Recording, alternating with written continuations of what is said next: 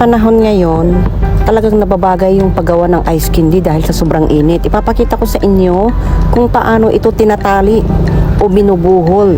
Ganyan lang kasimple para hindi hassle.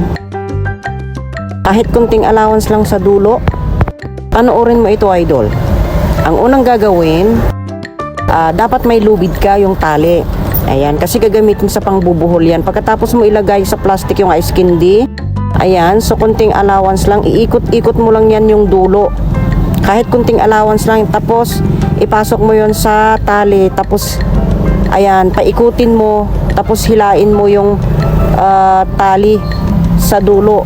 Ayan kahit maiksi lang yan, kayang-kaya niyang ibuhol yan para hindi ka mahirapan.